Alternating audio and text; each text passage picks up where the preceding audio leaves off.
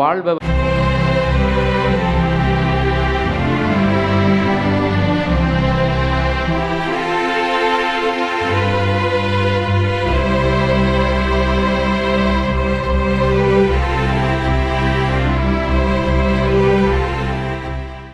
யாராக இருந்தாலும் அவர்களுக்கு இச்சமுதாயம் கொடுக்கின்ற பரிசு பிழைக்க தெரியாதவர். இவனால் மட்டும் இச்சமுதாயம் மாறிவிடவா போகிறது? பேசாமல் இவன் வேலையை பார்க்க வேண்டியதானே, இவர் மட்டும் பெரிய யோகியராக்கும் என்ற வசைமொழிகள் மட்டுமே. இம்மாதிரியான தடை கற்களையும் தாண்டி தனது லட்சிய பயணத்தை தொடர விழைபவருக்கு ஆதிக்க சக்திகளின் அடிதடிகளும் உயிர் பறிப்பு சம்பவங்களும் அடுக்கடுக்காக பரிசாக கிடைக்கும். இயேசுவின் வாழ்வும் இப்படித்தான். பதவி ஆசையில் தங்களை பதுக்கிக் கொண்ட பரிசேயர்களும் சதுசேயர்களும் மறைநூல் அறிஞர்களும் ரோமையர்களுக்கு தங்களை அடிமைப்படுத்தி கொண்டு வாழ்ந்தனர். யூத சமுதாயத்தில் தங்களை மட்டுமே உயர்ந்தவளாக தூக்கி பிடித்து கொண்டு ஏழை எளியவரின் உழைப்பை உறிஞ்சி குடித்த இவர்களுக்கு இயேசுவின் அணுகுமுறைகள் மரண பயத்தை ஏற்படுத்தின.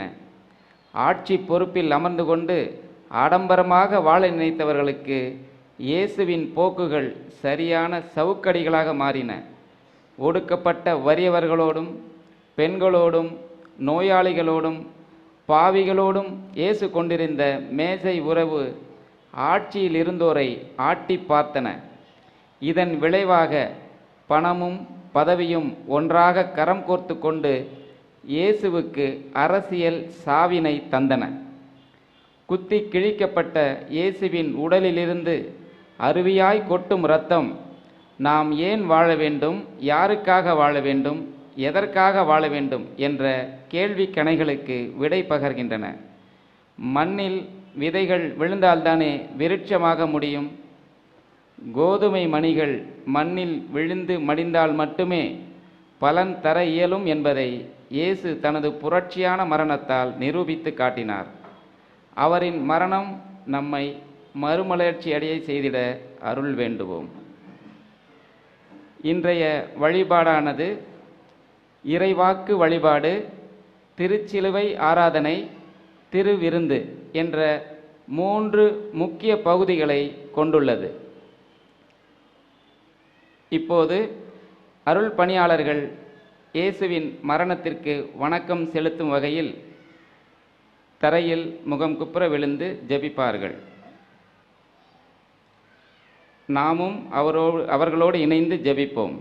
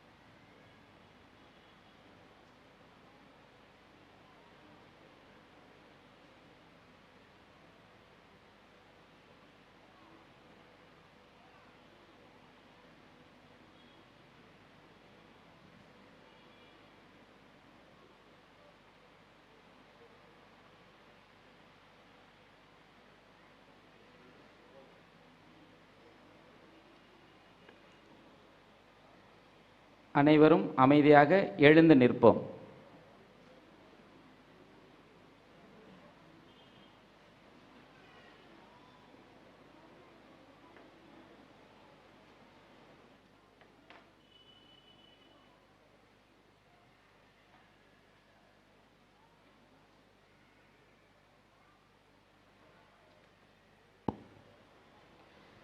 வேண்டுவோமாக. ஆண்டவரே, திருமகன் கிறிஸ்து தமது இரத்தத்தை சிந்தி அடியார்களுக்காக பாஸ்கா மறை நிகழ்வை ஏற்படுத்தினார். உமது இரக்கத்தை நினைவு கூர்ந்து நிலையான பாதுகாப்பால் அவர்களை புனிதப்படுத்துவராக என்றென்று வாழ்ந்து ஆட்சி செய்கின்ற அவர் வழியாக உம்மை மன்றாடுகின்றோம். கொள்கை பிடிப்பின்றி வாழ்பவர்களால் நிச்சயமாக புரட்சியாளர்களாகவோ அல்லது புதுமையாளர்களாகவோ வாழ முடியாது. உண்மையான லட்சிய வாழ்விற்காக துன்பத்தை ஏற்க விரும்புபவர்களுக்கு மட்டுமே இது சாத்தியமாகும். இயேசுவும் நமது பாவங்களுக்காக நொறுக்கப்பட்டு அவமானப்படுத்தப்பட்டார். நாம் அனைவரும் நிறைவாழ்வை உரிமையாக்கிக் கொள்வதற்காக அவரது லட்சியத்தில் தடம் புரளாமல் உறுதியாக இருந்தார். இதனை விளக்கி கூறும் எசாயாவின் வாசகத்திற்கு நமது காதுகளை திறப்போம். முதல் வாசகம். நம் குற்றங்களுக்காக காயமடைந்தார். இறைவாக்கினர் எசாயா நூலிலிருந்து வாசகம். அதிகாரம் 52, இறை வார்த்தைகள் 13 முதல் அதிகாரம் 53, இறை வார்த்தைகள் 12 வரை. இதோ என் ஊழியர் சிறப்படைவார். அவர் மேன்மைப்படுத்தப்பட்டு உயர்த்தப்பட்டு பெரிதும் மாட்சியுறுவார். அவரை கண்ட பலர் திகைப்புற்றனர். அவரது தோற்றம் பெரிதும் உருக்குலைந்ததால் மனித சாயலே அவருக்கு இல்லாதிருந்தது. மானிடரின் உருவமே அவருக்கு இல்லை. அவ்வாறே அவர் பல பிற இனத்தாரை அதிர்ச்சிக்குள்ளாக்குவார். அரசர்களும் அவரை முன்னிட்டு வாய்ப்பொத்தி நிற்பர். ஏனெனில் தங்களுக்கு சொல்லப்படாததை அவர்கள் காண்பர், தாங்கள் கேள்விப்படாததை அவர்கள் புரிந்து கொள்வர். நாங்கள் அறிவித்ததை நம்பியவர் யார்? ஆண்டவரின் ஆற்றல் யாருக்கு வெளிப்படுத்தப்பட்டது? இளந்தளிர் போலும் வறண்ட நில வேர் போலும் ஆண்டவர் முன்னிலையில் அவர் வளர்ந்தார். நாம் பார்ப்பதற்கேற்ற அமைப்போ அவருக்கில்லை, நாம் விரும்பத்தக்க தோற்றமும் அவருக்கில்லை. அவர் இகழப்பட்டார், மனிதரால் புறக்கணிக்கப்பட்டார். வேதனையுற்ற மனிதராய் இருந்தார், நோயுற்று நலிந்தார். காண்போர் தம் முகத்தை மூடிக்கொள்ளும் நிலையில் அவர் இருந்தார். அவர் இழிவுபடுத்தப்பட்டார், அவரை நாம் மதிக்கவில்லை. மெய்யாகவே அவர் நம் பிணிகளை தாங்கிக் கொண்டார், நம் துன்பங்களை சுமந்து கொண்டார். நாமோ அவர் கடவுளால் வதைக்கப்பட்டு நொறுக்கப்பட்டவர் என்றும் சிறுமைப்படுத்தப்பட்டவர் என்றும் எண்ணினோம். அவரோ நம் குற்றங்களுக்காக காயமடைந்தார், நம் தீச்செயல்களுக்காக நொறுக்கப்பட்டார். நமக்கு நிறைவாழ்வை அளிக்க அவர் தண்டிக்கப்பட்டார். அவர் தம் காயங்களால் நாம் குணமடைகின்றோம். ஆடுகளைப் போல நாம் அனைவரும் வழி தவறி அலைந்தோம். நாம் எல்லாரும் நம் வழியே நடந்தோம். ஆண்டவரோ நம் அனைவரின் தீச்செயல்களையும் அவர் மேல் சுமத்தினார். அவர் ஒடுக்கப்பட்டார், சிறுமைப்படுத்தப்பட்டார். ஆயினும் அவர் தம் வாயை திறக்கவில்லை. அடிப்பதற்கு இழுத்துச் செல்லப்பட்ட ஆட்டுக்குட்டி போலும், ரோமம் கத்தரிப்போர் முன்னிலையில் கத்தாத செம்மறி போலும் அவர் தம் வாயை திறவாதிருந்தார். அவர் கைது செய்யப்பட்டு தீர்ப்பிடப்பட்டு இழுத்துச் செல்லப்பட்டார். அவருக்கு நேர்ந்ததை பற்றி அக்கறை கொண்டவர் யார்? ஏனெனில் வாழ்வோர் உலகினின்று அவர் அகற்றப்பட்டார்.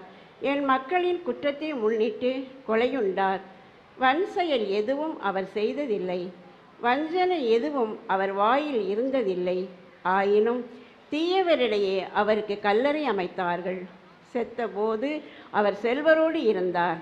அவரை நொறுக்கவும் நோயால் வதைக்கவும் ஆண்டவர் திருவுளம் கொண்டார். அவர் தம் உயிரை குற்ற நீக்க பலியாக தந்தார். எனவே தம் வழி மரபு கண்டு நீடு வாழ்வார். ஆண்டவரின் திருவுளம் அவர் கையில் சிறப்புறும். அவர் தம் துன்ப வாழ்வின் பயனை கண்டு நிறைவடைவார். நேரியவராகிய என் ஊழியர் தம் அறிவால் பலரை நேர்மையாளராக்குவார். அவர்களின் தீச்செயல்களை தாமே சுமந்து கொள்வார். ஆதலால் நான் அவருக்கு மதிப்பு மிக்கவரிடையே சிறப்பளிப்பேன். அவரும் வலியவரோடு கொள்ளை பொருளை பங்கிடுவார். ஏனெனில் அவர் தம்மையே சாவுக்கு கையளித்தார். கொடியவருள் ஒருவராக கருதப்பட்டார். ஆயினும் பலரின் பாவத்தை சுமந்தார். கொடியோருக்காக பரிந்து பேசினார். இது ஆண்டவர் வழங்கும் அருள்வாக்கு. இறைவனுக்கு நன்றி.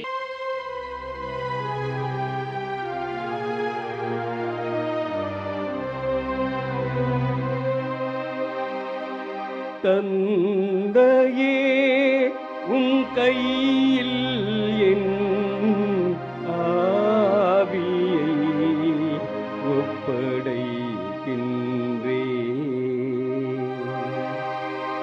தந்தையே உன் கையில் என் ஆவியை ஒப்படைக்கின்றேன். ஆண்டவரே, உம்மிடம் அடைக்கலம் புகுகிறேன். நான் ஒரு நாளும் ஏமாற்றமடைய விடாதேயும். உம்முடைய நீதியின்படி என்னை விடுவித்தருளும். உம் கையில் என் ஆவியை ஒப்படைக்கின்றேன் ஆண்டவரே. வார்த்தையில் தவறாத இறைவா, நீர் என்னை மீட்டருளும். தந்தையே உன் கையில் என் ஆவியை ஒப்படைக்கின்றேன். என் எதிரிகள் அனைவருடைய பழிச்சொல்லுக்கு நான் ஆளானேன். என் அயலாரின் நகைப்புக்கு இலக்கானேன். எனக்கு அறிமுகமானவர்களின் அச்சத்திற்கு உரியவன் நானே. வெளியே என்னை காண்கின்றவர்கள் என்னை விட்டு ஓடுகின்றனர்.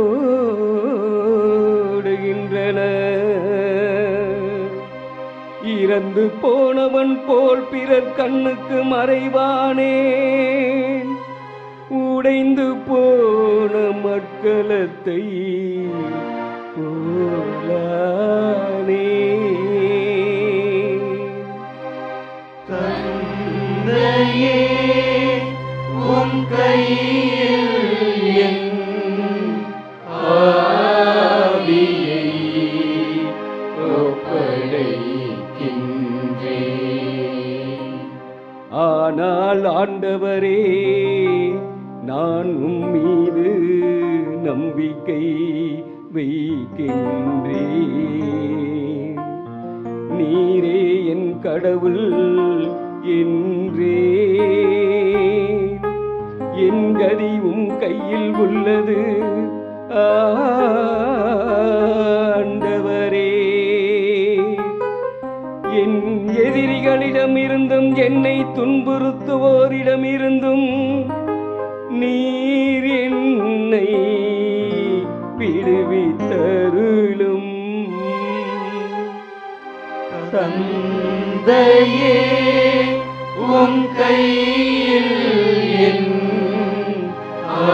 ஆவியை ஒப்படைக்கின்றேன். கனிந்தவும் திருமுகத்தை எனக்கு காட்டியருளும். உம் அருள் அன்பை காட்டி என்னை ஏற்றும். ஆண்டவர் மீது நம்பிக்கை உள்ளவர்களே, மனத்திடன் கொள்ளுங்கள். ஆண்டவர் மீது நம்பிக்கை உள்ளவர்களே, மனத்திடன் கொள்ளுங்கள். உங்கள் நெஞ்சம் உறுதி கொள்ளட்டும். உங்கள் நெஞ்சம் உறுதி கொள்ளட்டும். தந்தையே உன் கையில் என் ஆவியை ஒப்படைக்கின்றேன்.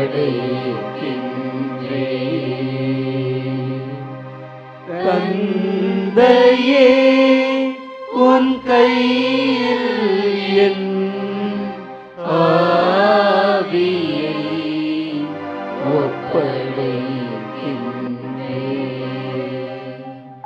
தனது பாடுகளால் தான் ஒரு சிறந்த தலைமை குரு என்பதை நிரூபித்து காட்டுகின்றார் நம் தலைவர் இயேசு.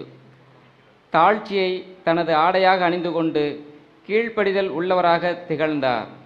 இறைவனின் இரக்கப் பெருக்கத்தையும் பரிவையும் பாசத்தையும் பெற்று கொடுத்து நம்மை நிறைவாழ்வுக்கு சொந்தமாக்கிய நம் ஒப்பற்ற தலைமை குருவாம் இயேசுவின் பாடுகளை விளக்கி கூறும் எபிரேய திருமுகத்திற்கு செவிசாய்ப்போம். இரண்டாம் வாசகம். கீழ்ப்படிதலை கற்றுக்கொண்டார்.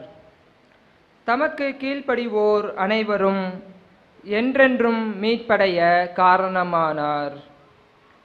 எபிரேயருக்கு எழுதப்பட்ட திருமுகத்திலிருந்து வாசகம். அதிகாரம் 4 இறை வார்த்தைகள் 14 முதல் 16 முடிய மற்றும் அதிகாரம் 5 இறை வார்த்தைகள் 7 முதல் 9 முடிய. வானங்களை கடந்து சென்ற இறைமகனாகிய இயேசுவை நாம் தனிப்பெரும் தலைமை குருவாக கொண்டுள்ளதால் நாம் அறிக்கையிடுவதை விடாது பற்றி கொள்வோமாக. ஏனெனில் நம் தலைமை குரு நம்முடைய வலுவின்மையை கண்டு இரக்கம் காட்ட இயலாதவர் அல்ல. மாறாக எல்லா வகையிலும் நம்மை போல சோதிக்கப்பட்டவர், எனினும் பாவம் செய்யாதவர். எனவே நாம் இரக்கத்தை பெறவும் ஏற்ற வேளையில் உதவக்கூடிய அருளை கண்டடையவும் அருள் நிறைந்த இறை அரியணையை துணிவுடன் அணுகி செல்வோமாக. அவர் இவ்வுலகில் வாழ்ந்த காலத்தில் தம்மை சாவிலிருந்து காப்பாற்ற வல்லவரை நோக்கி உரத்த குரல் எழுப்பி கண்ணீர் சிந்தி மன்றாடி வேண்டினார். அவர் கொண்டிருந்த இறைப்பற்று கலந்த அச்சத்தை முன்னிட்டு கடவுள் அவருக்கு செவி சாய்த்தார். அவர் இறைமகனாய் இருந்தும் துன்பங்கள் வழியே கீழ்ப்படிதலை கற்றுக்கொண்டார். அவர் நிறைவுள்ளவராகி தமக்கு கீழ்ப்படிவோர் அனைவரும் என்றென்றும் மீட்படைய காரணமானார். ஆண்டவரின் அருள்வாக்கு. இறைவனுக்கு நன்றி. கிறிஸ்து தம்மை தாழ்த்தி சாவை ஏற்கும் அளவுக்கு, அதுவும் சிலுவை சாவையே ஏற்கும் அளவுக்கு கீழ்ப்படிபவரானார்.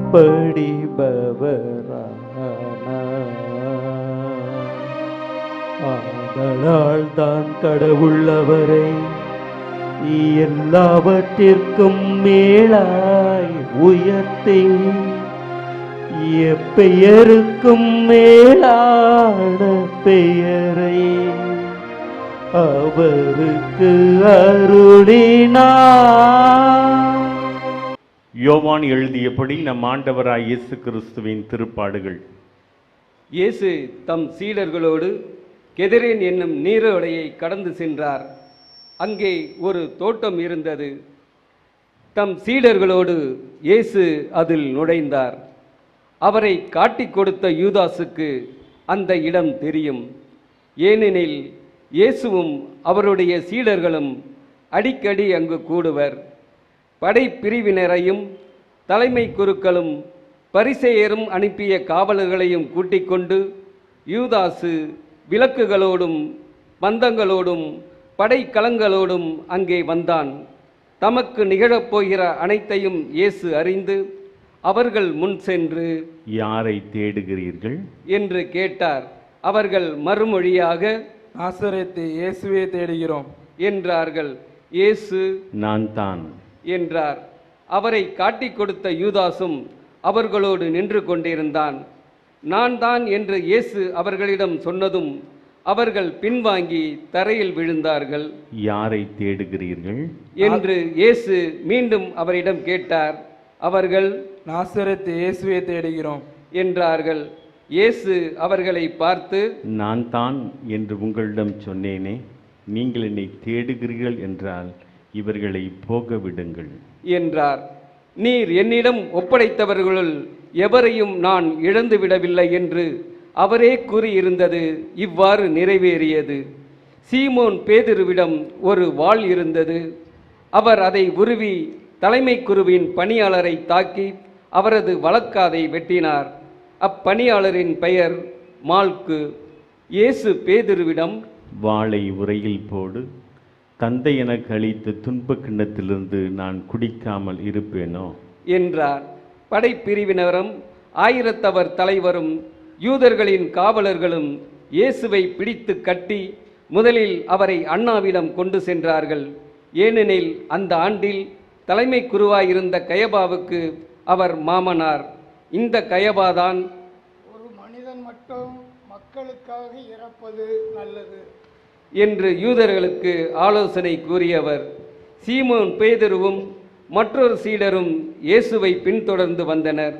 அந்த சீடர் தலைமை குருவுக்கு அறிமுகமானவர். ஆகவே இயேசுவுடன் தலைமை குருவின் மாளிகை முற்றத்தில் நுழைந்தார். பேதுரு வெளியில் வாயில் அருகே நின்று கொண்டிருந்தார்.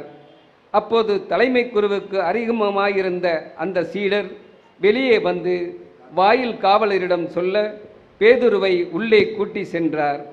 வாயில் காவல் செய்த பணிப்பெண் பேதுருவிடம், நீயும் இம்மனிதனுடைய சீடருள் ஒருவன் தானே என்று கேட்டார். பேதுரு, இல்லை என்றார். அப்பொழுது குளிராயிருந்ததால் பணியாளர்களும் காவலர்களும் கரியினால் தீமூட்டி அங்கே நின்று குளிர் காய்ந்து கொண்டிருந்தார்கள்.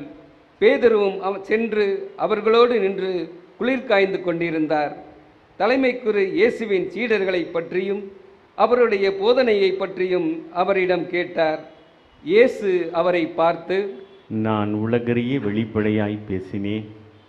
யூதர் அனைவரும் கூடி வரும் தொழுகை கூடங்களிலும் கோவிலிலும் நான் எப்பொழுதும் கற்பித்து வந்தேன்.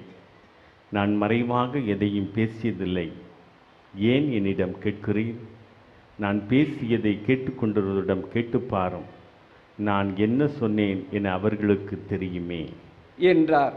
அவர் இப்படி சொன்னதால் அங்கு நின்று கொண்டிருந்த காவலருள் ஒருவர், தலைமை குருவுக்கு இப்படியா பதில் கூறுகிறாய் என்று சொல்லி இயேசுவின் கன்னத்தில் அறைந்தார். இயேசு அவரிடம், நான் தவறாக பேசியிருந்தால் தவறு என்னவென காட்டும். சரியாக பேசியிருந்தால் ஏன் என்னை அடிக்கிறீர் என்று கேட்டார். அதன் பின் அண்ணா அவரை கட்டப்பட்ட நிலையில் தலைமை குரு கயபாவிடம் அனுப்பினார். சீமோன் பேதுரு அங்கு நின்று குளிர் காய்ந்து கொண்டிருந்தார். அப்போது அங்கிருந்தவர்கள் அவரிடம், நீயும் அவருடைய சீடருள் ஒருவன் தானே என்று கேட்டனர். அவர், இல்லை என்று மறுதளித்தார். தலைமை குருவின் பணியாளருள் ஒருவர், நான் உன்னை தோட்டத்தில் அங்கு காணவில்லையா என்று கேட்டார்.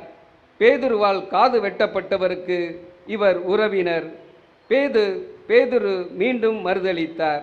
உடனே சேவல் கூவிற்று. அதன் பின் அவர்கள் கயாபாவிடமிருந்து ஆளுநர் மாளிகைக்கு இயேசுவை கொண்டு சென்றார்கள். அப்போது விடியற் காலம். பாஸ்கா உணவை உண்ணும் முன் தீட்டுப்படாமல் இருக்க ஆளுநர் மாளிகையில் அவர்கள் நுழையவில்லை. எனவே பிலாத்து வெளியே அவர்களிடம் வந்து, நீங்கள் இந்த ஆளுக்கு எதிராக கூறும் குற்றச்சாட்டு என்ன என்று கேட்டார். அதற்கு அவர்கள், இவன் குற்றம் செய்யாதிருந்தால் இவனை நாங்கள் உம்மிடம் ஒப்படைத்திருக்க மாட்டோம் என்றார்கள். பிலாத்து அவர்களிடம், நீங்கள் இவனை கொண்டு போய் உங்கள் சட்டப்படி இவனுக்கு தீர்ப்பு வழங்குங்கள் என்றார். யூதர்கள் அவரிடம், சட்டப்படி நாங்கள் யாருக்கும் மரண தண்டனை விதிக்க முடியாது என்றார்கள். இவ்வாறு தாம் எப்படிப்பட்ட சாவுக்கு உட்பட போகிறார் என்பதை குறிப்பிட்டு இயேசு கூறியிருந்ததை நிறைவேற செய்தார்கள். பிலாத்து மீண்டும் ஆளுநர் மாளிகைக்குள் சென்று இயேசுவை கூப்பிட்டு அவரிடம், நீ யூதரின் அரசனா என்று கேட்டான். இயேசு மறுமொழியாக, நீராக இதை கேட்கிறீரா அல்லது மற்றவர்கள் என்னை பற்றி உம்மிடம் சொன்னதை வைத்து கேட்கிறீரா என்று கேட்டார். அதற்கு பிலாத்து, நான் ஒரு யூதனா? என்ன, உன் இனத்தவரும் தலைமை குருக்களும் உன்னை என்னிடம் ஒப்புவித்தார்கள். நீ என்ன செய்தாய் என்று கேட்டான். இயேசு மறுமொழியாக, எனது ஆட்சி இவ்வுலக ஆட்சி போன்றதல்ல. அது இவ்வுலக ஆட்சி போன்றதாய் இருந்திருந்தால் நான் யூதரிடம் காட்டி கொடுக்கப்படாதவாறு என் காவலர்கள் போராடி இருப்பார்கள். ஆனால் என் ஆட்சி இவ்வுலக ஆட்சி போன்றதல்ல என்றார். பிலாத்து அவரிடம், அப்படியானால் நீ அரசன் தானோ என்று கேட்டான். அதற்கு இயேசு, அரசன் என்று நீர் சொல்கிறீர். உண்மையை எடுத்துரைப்பதே என் பணி. இதற்காக நான் பிறந்தேன், இதற்காகவே உலகிற்கு வந்தேன். உண்மையை சார்ந்தவர் அனைவரும் என் குரலுக்கு செவி சாய்க்கின்றனர் என்றார். பிலாத்து அவரிடம், உண்மையா? அது என்ன என்று கேட்டார். இப்படி கேட்டபின் பிலாத்து மீண்டும் யூதரிடம் சென்று, இவனிடம் நான் குற்றம் ஒன்றும் காணவில்லையே என்றான். மேலும், பாஸ்கா விழாவின் போது உங்கள் விருப்பப்படி ஒரு கைதியை விடுதலை செய்யும் வழக்கம் உண்டே. யூதரின் அரசனாகிய இவனை நான் விடுதலை செய்யட்டுமா? உங்கள் விருப்பம் என்ன என்று கேட்டான். அதற்கு அவர்கள், இவன் வேண்டாம், பரபாவையே விடுதலை செய்யும் என்று மீண்டும் கத்தினார்கள். அந்த பரபா ஒரு கள்வன். பின்னர் பிலாத்து இயேசுவை சாட்டையால் அடிக்க செய்தான். வீரர்கள் ஒரு முள்முடி பின்னி அவர் தலையின் மேல் வைத்து செந்நிற மேலுடையை அவருக்கு அணிவித்தார்கள். அவரிடம் வந்து, யூதரின் அரசே வாழ்க என்று சொல்லி அவருடைய கன்னத்தில் அறைந்தார்கள். பிலாத்து மீண்டும் வெளியே வந்து அவர்களிடம், அவனை நான் உங்கள் முன் வெளியே கூட்டி வருகிறேன், பாருங்கள். அவனிடம் நான் குற்றம் ஒன்றும் காணவில்லையே என்பதை அறிந்து கொள்ளுங்கள் என்றான். இயேசு முள்முடியும் செந்நிற மேலுடையும் அணிந்தவராய் வெளியே வந்தார். பிலாத்து அவர்களிடம், இதோ மனிதன் என்றான். அவரை கண்டதும் தலைமை குருக்களும் காவலர்களும், சிலுவையில் அறையும், சிலுவையில் அறையும் என்று கத்தினார்கள். பிலாத்து அவர்களிடம், நீங்களே இவனை கொண்டு போய் சிலுவையில் அறையுங்கள். இவனிடம் குற்றம் இருப்பதாக எனக்கு தெரியவில்லை என்றான். யூதர்கள் அவரை பார்த்து, எங்களுக்கு ஒரு சட்டம் உண்டு, அச்சட்டத்தின்படி இவன் சாக வேண்டும், ஏனெனில் இவன் தன்னையே இறைமகன் என உரிமை கொண்டாடுகிறான் என்றனர். பிலாத்து இதை கேட்டதும் இன்னும் மிகுதியாக அஞ்சினான். அவன் மீண்டும் ஆளுநர் மாளிகைக்கு சென்று இயேசுவிடம், நீர் எங்கிருந்து வந்தவன் என்று கேட்டான். ஆனால் இயேசு அவனுக்கு பதில் கூறவில்லை. அப்போது பிலாத்து, என்னோடு பேச மாட்டாயா? உன்னை விடுதலை செய்யவும் எனக்கு அதிகாரம் உண்டு, உன்னை சிலுவையில் அறையவும் எனக்கு அதிகாரம் உண்டு என்பது உனக்கு தெரியாதா என்றான். இயேசு மறுமொழியாக, மேலிருந்து அருளப்படாவிடில் உனக்கு என்மேல் எந்த அதிகாரமும் இராது. ஆகவே என்னை உம்மிடம் ஒப்புவித்தவன் தான் பெரும் பாவம் செய்தவன் என்றார். அது முதல் பிலாத்து அவரை விடுவிக்க வழி தேடினான். ஆனால் யூதர்கள், நீ இவனை விடுவித்தால் சீசருடைய நண்பராய் இருக்க முடியாது, தம்மையே அரசராய் கொள்ளும் எவரும் சீசருக்கு எதிரி என்றார்கள். இவ்வார்த்தைகளை கேட்டதும் பிலாத்து இயேசுவை வெளியே கூட்டி வந்தான். கல்தளம் என்னும் இடத்தில் இருந்த நடுவர் இருக்கை மீது அமர்ந்தான். அந்த இடத்திற்கு எபிரேய மொழியில் கபதா என்பது பெயர். அன்று பாஸ்கா விழாவிற்கு ஏற்பாடும் செய்யும் நாள். ஏறக்குறைய நண்பகல் வேளை. பிலாத்து யூதர்களிடம், இதோ உங்கள் அரசன் என்றான்.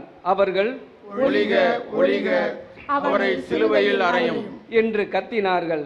பிலாத்து அவர்களிடம், உங்கள் அரசனை நான் சிலுவையில் அறைய வேண்டும் என்கிறீர்களா என்று கேட்டான். அதற்கு தலைமை குருக்கள், எங்களுக்கு சீசரை தவிர வேறு அரசர் இல்லை என்றார்கள். அப்போது பிலாத்து அவரை சிலுவையில் அறையுமாறு அவர்களிடம் ஒப்புவித்தான். அவர்கள் இயேசுவை தம் பொறுப்பில் ஏற்றுக்கொண்டார்கள். இயேசு சிலுவையை சாமே சுமந்து கொண்டு மண்டைவோடு என்னும் இடத்திற்கு சென்றார். அதற்கு எபிரேய மொழியில் கொல்கொதா என்பது பெயர். அங்கே அவர்கள் இயேசுவையும் அவரோடு வேறு இருவரையும் சிலுவையில் அறைந்தார்கள். அவ்விருவரையும் இரு பக்கங்களிலும் இயேசுவை நடுவிலுமாக அறைந்தார்கள். பிலாத்து குற்ற அறிக்கை ஒன்றை எழுதி அதை சிலுவையின் மீது வைத்தான். அதில் நாசிரேத்து இயேசு யூதர்களின் அரசன் என்று எழுதியிருந்தது. இயேசு சிலுவையில் அறையப்பட்ட இடம் நகரத்துக்கு அருகில் இருந்ததால் யூதருள் பலர் இந்த குற்ற அறிக்கையை வாசித்தனர். அது எபிரேயம், லத்தீன், கிரேக்கம் ஆகிய மொழிகளில் எழுதப்பட்டிருந்தது. யூதரின் தலைமை குருக்கள் பிலாத்திடம், யூதரின் அரசன் என்று எழுத வேண்டாம், மாறாக யூதரின் அரசன் நான் என்று அவனே சொல்லிக் கொண்டதாக எழுதும் என்று கேட்டுக்கொண்டார்கள். பிலாத்து அவர்களை பார்த்து, நான் எழுதியது எழுதியதே என்றான். இயேசுவை சிலுவையில் அறைந்த பின் படைவீரர் அவருடைய மேலுடைகளை 4 பாகமாக பிரித்து ஆளுக்கு ஒரு பாகம் எடுத்துக்கொண்டார்கள். அங்கியையும் அவர்களை எடுத்துக்கொண்டார்கள். அந்த அங்கி மேலிருந்து கீழ்வரை தையலே இல்லாமல் நெய்யப்பட்டிருந்தது. எனவே அவர்கள் ஒருவரை நோக்கி, அதை கிழிக்க வேண்டாம், அதை யாருக்கு கிடைக்கும் என்று பார்க்க சீட்டு குலுக்கி போடுவோம் என்றார்கள். என் ஆடைகளை தங்களுக்குள் பகிர்ந்து கொண்டார்கள், என் உடை மீது சீட்டு போட்டார்கள் என்னும் மறைநூல் வாக்கு இவ்வாறு நிறைவேறியது. சிலுவை அருகில் இயேசுவின் தாயும் தாயின் சகோதரியும் குளோப்பாவின் மனைவியுமான மரியாவும் மகதலா மரியாவும் நின்று கொண்டிருந்தனர். இயேசு தம் தாயையும் அருகில் நின்ற தம் அன்பு சீடரையும் கண்டு தம் தாயிடம், அம்மா, இவரே உன் மகன் என்றார். பின்னர் தம் சீடரிடம், இவரே உம் தாய் என்றார். அந்த நேரம் முதல் அச்சீடர் அவரை தம் வீட்டில் ஏற்று ஆதரவு அளித்து வந்தார். இதன் பின் அனைத்தும் நிறைவேறிவிட்டது என்பதை அறிந்த இயேசு, தாகமாயிருக்கிறது என்றார். மறைநூலில் எழுதியுள்ளது நிறைவேறவே இவ்வாறு சொன்னார். அங்கே ஒரு பாத்திரம் நிறைய புளித்த திராட்சை ரசம் இருந்தது. அதில் கடற்பஞ்சை நன்கு தோய்த்து ஈசோப்பு தண்டில் பொருத்தி அதை அவர்கள் அவரது வாயில் வைத்தார்கள். அந்த ரசத்தை குடித்ததும் இயேசு, எல்லாம் நிறைவேறிற்று என்று கூறி தலை சாய்த்து ஆவியை ஒப்படைத்தார். அனைவரும் ஒரு நிமிடம் முழந்தால் படியிட்டு மௌனமாக ஜெபிப்போம்.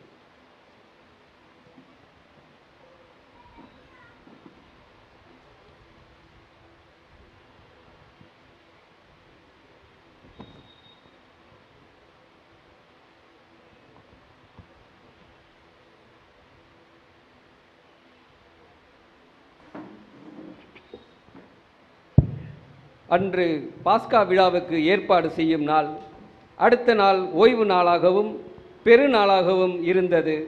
எனவே அன்று சிலுவையில் உடல்கள் தொங்கலாகா என்பதற்காக கால்களை முறித்து சடலங்களை எடுத்து விடுமாறு யூதர்கள் பிலாத்துவிடம் கேட்டுக்கொண்டார்கள். ஆகவே படைவீரர் வந்து இயேசுவோடு சிலுவையில் அறையப்பட்டிருந்தவர்கள் ஒருவனுடைய கால்களை முறித்தார்கள். பின்னர் மற்றவனுடைய கால்களையும் முறித்தார்கள். பின்பு அவர்கள் இயேசுவிடம் வந்தார்கள்.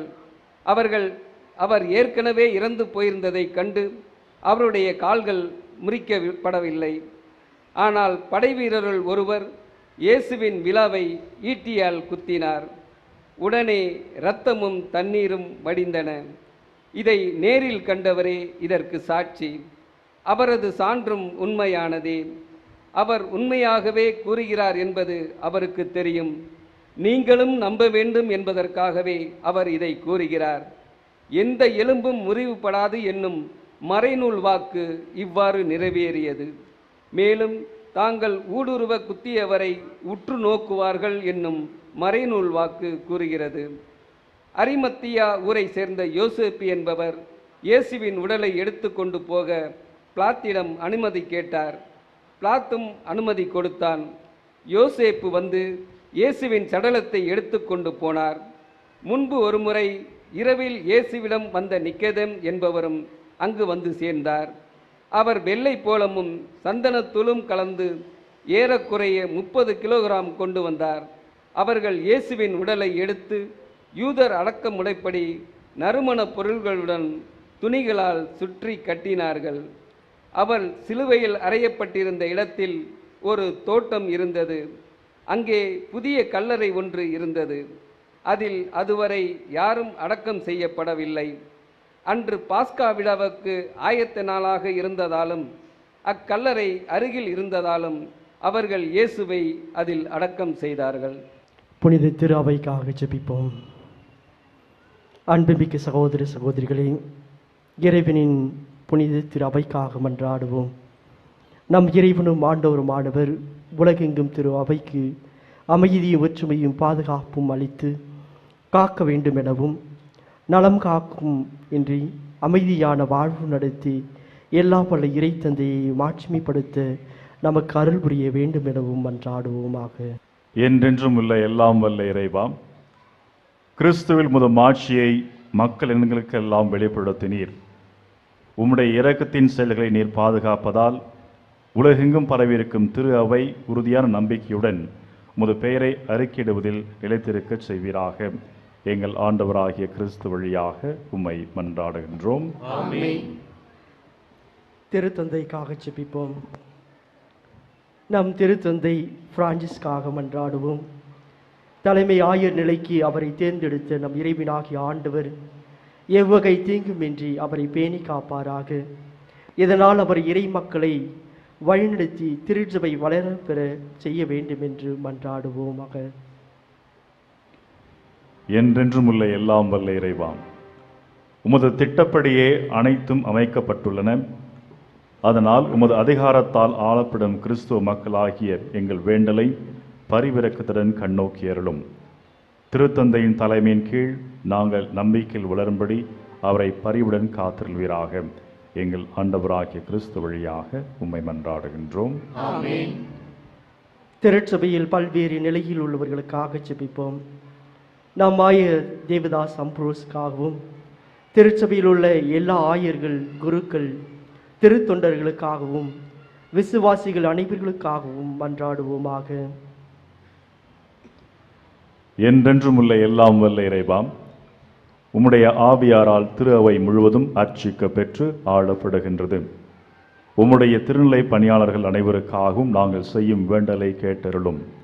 அதனால் எல்லா நிலையினரும் உமது அருள்கொடையால் உமக்கு உண்மையுடன் ஊழியம் புரிவார்களாக. எங்கள் ஆண்டவராகிய கிறிஸ்து வழியாக உம்மை மன்றாடுகின்றோம்.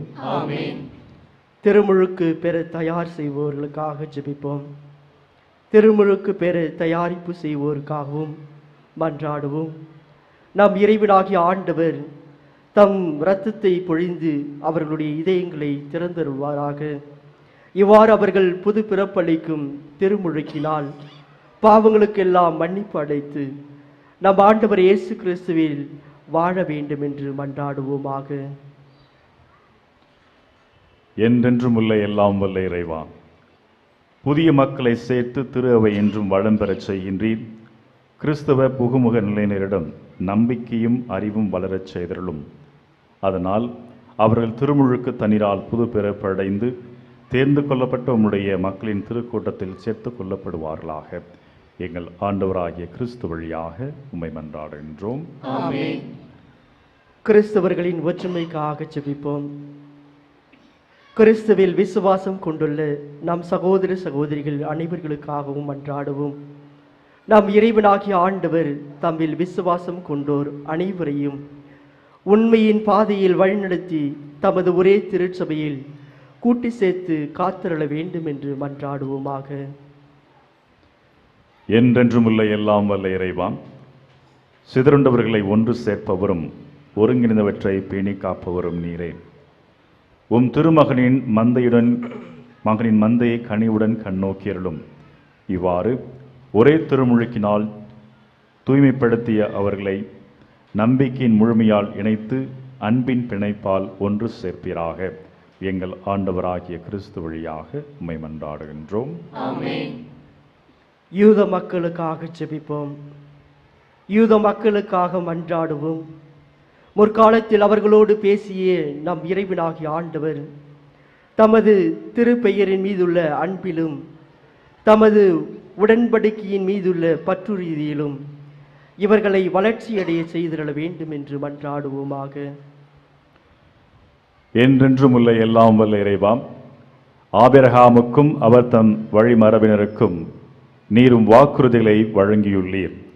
அதனால் முதலாக நீர் தீர்ந்து கொண்ட மக்கள் உமது மீட்பின் நிறைவை பெற்றுக்கொள்ள உமது திரு அவையின் வேண்டலுக்கு கனிவாய் செவி சாய்ப்பீராக. எங்கள் ஆண்டவராகிய கிறிஸ்து வழியாக உம்மை மன்றாடுகின்றோம். கிறிஸ்துவில் இன்னும் விசுவாசம் கொள்ளாதவர்களுக்காக ஜெபிப்போம். கிறிஸ்துவில் இன்னும் விசுவாசம் கொள்ளாதவர்களுக்காக மன்றாடுவோம். இவர்கள் தூய ஆவியின் ஒளியை பெற்று மீட்பு பாதைக்கு வந்து சேர வேண்டும் என்று மன்றாடுவோமாக. என்றென்றும் உள்ள எல்லாம் வல்ல இறைவாம், கிறிஸ்துவை ஏற்றுக்கொள்ளாத மக்கள் உம் திருமுன் நேர்மையான இதயத்தோடு நடந்து உண்மையை கண்டடைவார்களாக. நாங்களும் ஒருவர் மற்றொரு மீது எப்போதும் அன்பு கொள்வதாலும் உமது வாழ்வின் மறையுண்மையை மேன்மேலும் புரிந்து கொள்வதில் ஆவல் கொள்வதாலும் உமது அன்பை இவ்வுலகில் மிக தெளிவாக காட்டும் சாட்சிகளாய் விளங்க செய்வீராக. எங்கள் ஆண்டவராகிய கிறிஸ்து வழியாக உம்மை மன்றாடுகின்றோம். கடவுள் நம்பிக்கை இல்லாதவர்களுக்காக ஜெபிப்போம். கடவுள் நம்பிக்கை இல்லாதவர்களுக்காக மன்றாடுவோம். இவர்கள் நேர்மையான உள்ளத்தோடு நன்னெறியில் வாழ்ந்து உண்மை கடவுளை கண்டடையுமாறு மன்றாடுவோமாக.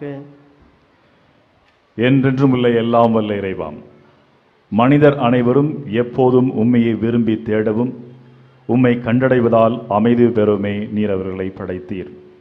அதனால் இவ்வுலகில் ஏற்படும் எல்லாவித தீங்கு விளைவிக்கும் இடையூறுகளுக்கும் நடுவிலும் அவர்கள் அனைவரும் உமது பரிவிரக்கத்தின் அறிகுறிகளையும் உம்மை நம்புவோர் ஆற்றும் நற்செயல்களின் சான்றுகளையும் கண்டுணர்வார்களாக. இவ்வாறு உம்மையே தங்களின் ஒரே மெய்யான கடவுள் எனவும் மக்களின் தந்தை எனவும் மகிழ்வுடன் ஏற்றுக்கொள்ள செய்வீராக. எங்கள் ஆண்டவராகிய கிறிஸ்து வழியாகவே மன்றாடுகின்றோம். நாடுகளை ஆள்வோர்களுக்காக ஜெபிப்போம். நாடுகளை ஆளும் அனைவர்களுக்காகவும் மன்றாடுவோம். உலக மக்கள் அனைவரும் உண்மையான அமைதியும் உரிமை வாழ்வும் பெரும் பொருட்டு நாம் இறைவனாகிய ஆண்டவர் திருவுளப்படி இவர்களுடைய சிந்தனை, சொல், செயல் அனைத்தையும் ஆண்டு நடத்தியருள வேண்டும் என்று மன்றாடுவோமாக. என்றென்றும் உள்ள எல்லாம் வல்ல இறைவாம், மனிதரின் இதயங்களும் அவர்களின் உரிமைகளும் உம் கையில் உள்ளன. உலகெங்கும் மக்களின் வளமான வாழ்வும் அமைதியின் உறுதிப்பாடும் சமய உரிமையும் உமது கொடையால் நிலை பெறுமாறு எங்களை ஆள்வோரை கனிவுடன் கண்ணோக்குவீராக. எங்கள் ஆண்டவராகிய கிறிஸ்து வழியாக உம்மை மன்றாடுகின்றோம். துன்புறுவோருக்காக ஜெபிப்போம்.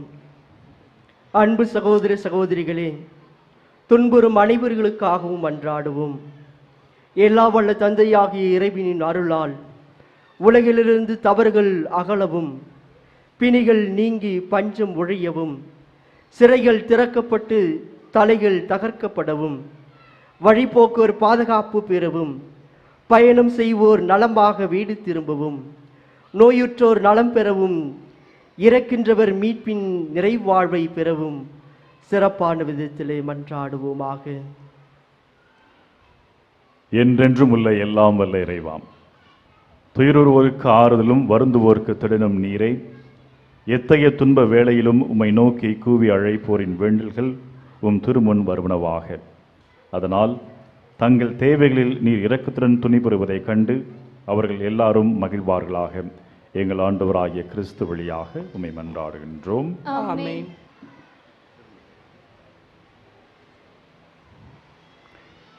திருச்சிலுவை மரமிதோ இதிலே தான் தொங்கியது உலகத்தின் இரட்சணியம். வருவி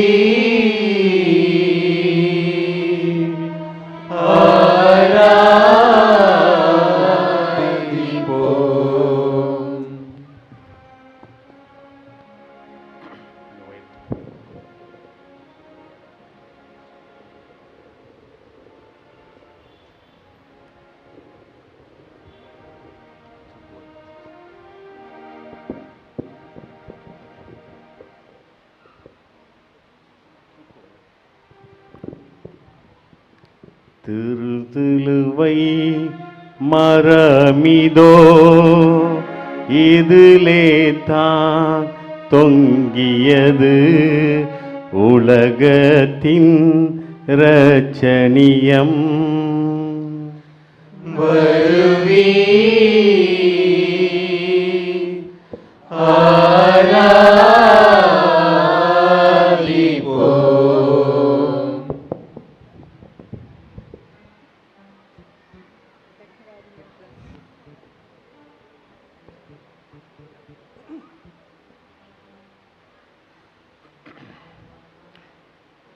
திருசிலுவை மரமிதோ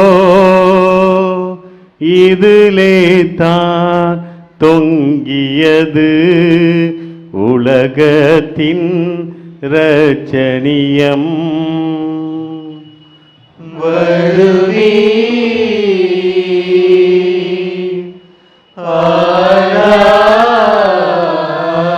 ஆராதிப்போம்.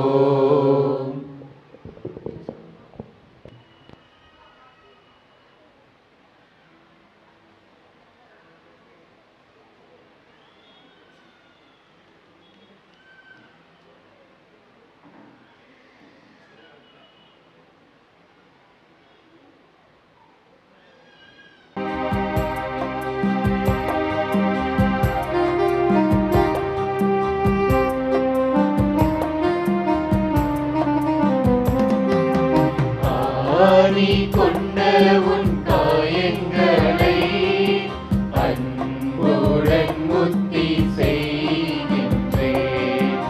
ஆணி கொண்ட உன் காயங்களை அன்புடன் முத்தி செய்கின்றேன். பாவத்தால் உம்மை கொன்றேனே, பாவத்தால் உம்மை கொன்றேனே.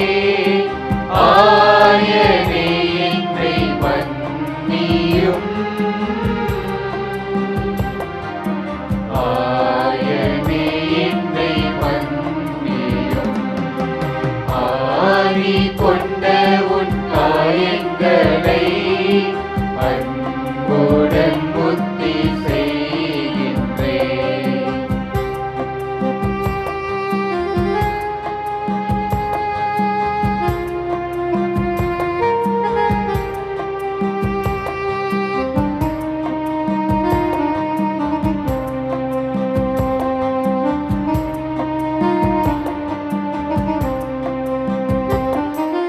வலது கரத்தின் காயமே,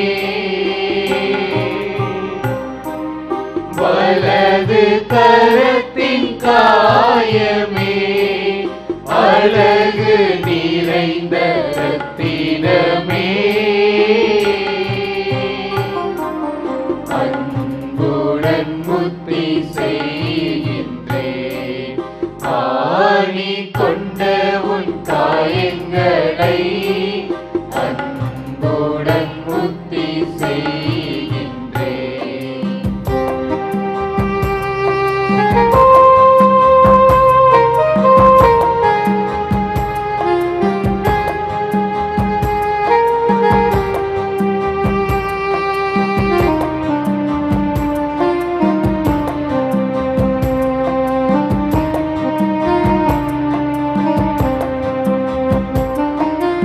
இடது கரத்தின் காயமே,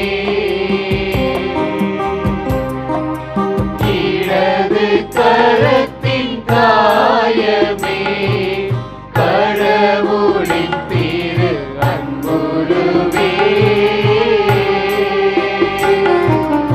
அன்புடன் முத்தி செய்கின்றேன். மீட்பரின் கட்டளையால் கற்பிக்கப்பட்டு இறை படிப்பினையால் பயிற்சி பெற்ற நாம் அனைவரும் துணிந்து சொல்வோம். விண்ணுலகில் இருக்கிற எங்கள் தந்தையே, உமது பெயர் தூயது என போற்ற பெறுக. உமது ஆட்சி வருக. உமது திருவுளம் விண்ணுலகில் நிறைவேறுவது போல மண்ணுலகிலும் நிறைவேறுக. எங்கள் அன்றாட உணவை இன்று எங்களுக்கு தாரும். எங்களுக்கு எதிராக குற்றம் செய்வோரை நாங்கள் மன்னிப்பது போல எங்கள் குற்றங்களை மன்னியும். எங்களை சோதனைக்கு உட்படுத்தாதேயும், தீமையிலிருந்து எங்களை விடுவித்தருளும். ஆண்டவரே, தீமை அனைத்திலிருந்தும் எங்களை விடுதலை செய்து எங்கள் வாழ்நாளில் அமைதியை கனிவுடன் அருளுமை மன்றாடுகிறோம். உமது இரக்கத்தின் உதவியால் நாங்கள் பாவத்திலிருந்து எப்பொழுதும் முழுமையான விடுதலை பெற்று யாதொரு கலக்கமின்றி நலமாய் வாழ்வோமாக. நாங்கள் எதிர்நோக்கியிருக்கும் பேரின்பத்திற்காகவும் எம் மீட்பராய் இயேசு கிறிஸ்துவின் வருகைக்காகவும் காத்திருக்கின்றோம். ஏனெனில் ஆட்சியும் வல்லமையும் மாட்சியும் என்றென்றும் உமதே. ஆண்டவராய் இயேசு கிறிஸ்துவே, நாங்கள் உட்கொள்ளும் திருவுடலும் இரத்தம் எங்களை நீதி தீர்ப்புக்கும் தண்டனைக்கு உள்ளாக்காமல் உம்முடைய பரிவிரக்கத்தால் என்றும் மனதுக்கும் உடலுக்கும் பாதுகாப்பாக நலம் வழங்கும் அருமருந்தாக இருப்பதாக. இதோ இறைவனின் செம்மறி, உலகின் பாவங்களை போக்கக்கூடியவர், செம்மறியின் விருந்துக்கு அழைக்கப்பெற்ற நாம் அனைவரும் ஆசி பெற்றவர்கள். ஆண்டவரே, நீர் என் இல்லத்தில் எழுந்தருள நான் தகுதியற்றவன். ஆனால் ஒரு வார்த்தை மட்டும் சொல்லியருளும், எனது ஆன்மா நலமடையும்.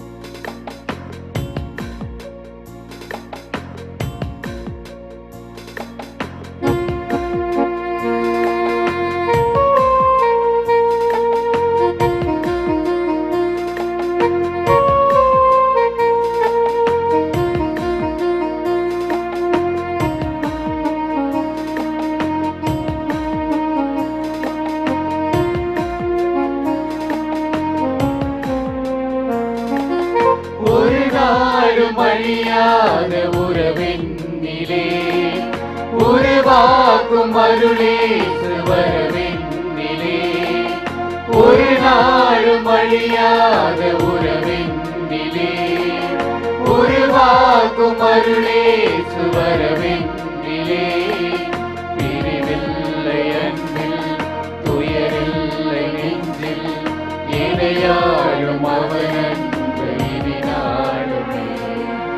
ஒரு நாளும் அழியாத உறவெண்ணிலே உருவாக்கும் அருளேசு வரவெண்ணிலே.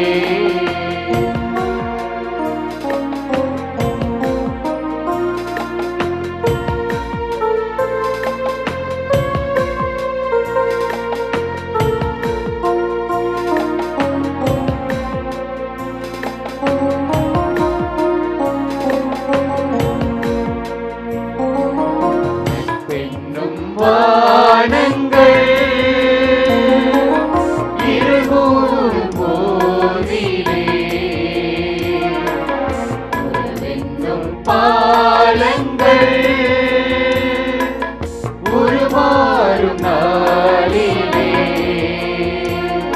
உன்னருளந்து என்னை தாகுமே,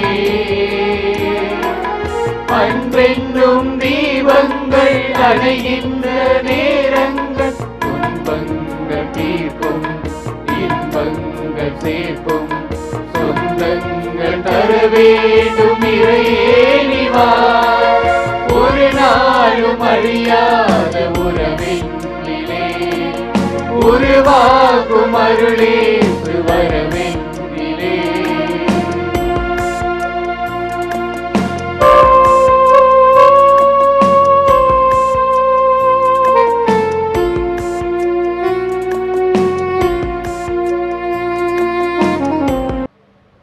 வேண்டுவோமாக.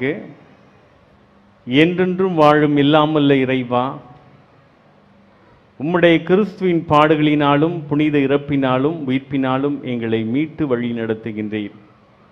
உமது இரக்கத்தால் நீர் ஆற்றிய இந்த மீட்பு செயல் எங்களில் தொடர்ந்து நிலைத்திருக்கச் செய்தருளும்.